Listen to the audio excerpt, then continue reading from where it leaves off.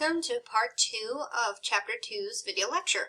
So previously we were talking about case studies, so very specific reports of individuals with certain abnormal psychological disorders.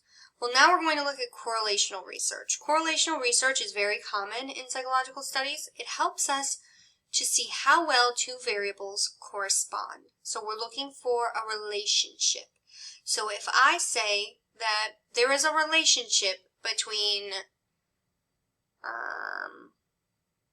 emotional outbursts and people with bipolar disorder, there is a relationship there.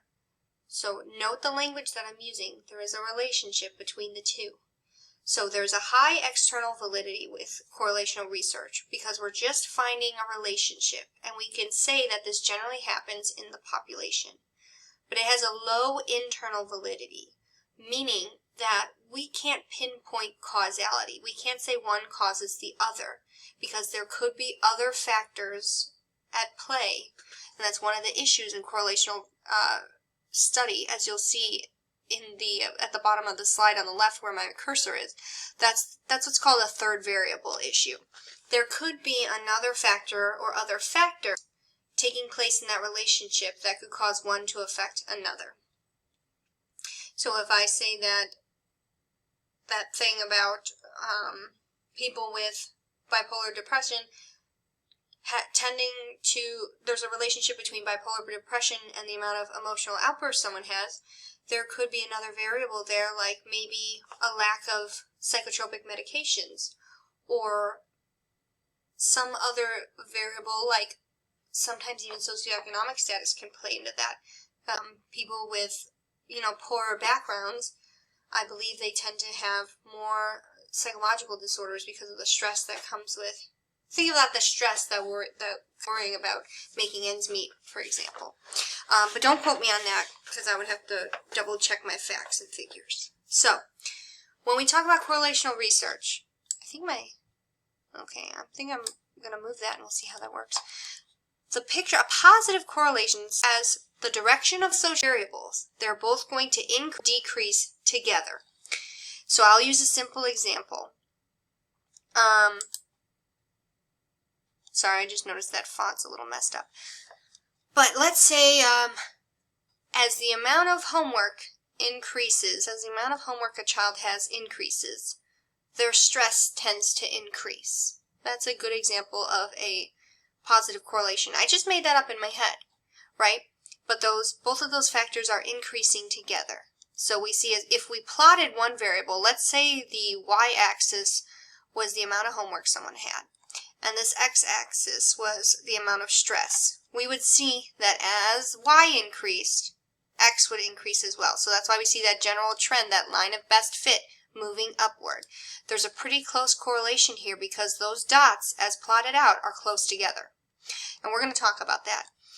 A negative correlation is going to be the grid on the far right, okay? It looks like it's going down, right? That's because as y increases, or one of the variables increases, the other is going to decrease. So I could say the more children play video games, the less time they spend playing outside, right? Those are just two random variables I'm stating for the sake of our example. That is a negative correlation. As one increases, the other decreases. And then there's also no correlation, which is the middle graph. We can't find a relationship between the two variables, and it's very messy. You see how the one on the far left and the far right, they kind of tend to occur together in a nice line? Well, the one in the middle is all over the place. That is no correlation. And with correlational research, when you're reading an article, they're going to give you what's called a correlation coefficient. So they're trying to find the strength of a relationship between two variables. It's going to range from -1 to +1. And that correlation coefficient is symbolized by R italicized, which you can't see in this picture because I accidentally covered it with the graph. So I'm going to fix that and re-upload it. Excuse me. Technical difficulties. My motto in the fall of 2020. Anyway, so that is going to be written in a scientific article as R italicized is equal to Negative or positive, whatever. Now, negative doesn't mean it's less, and positive doesn't mean it's more. That is just showing the direction of the relationship. So a negative sign is a negative correlation. A positive sign is a positive correlation. And the closer the number is to 1, the stronger the association. So a correlation of negative 80 is going to be much greater than a correlation of positive 5.5. Okay, so the closer it is to 1, the stronger the correlation.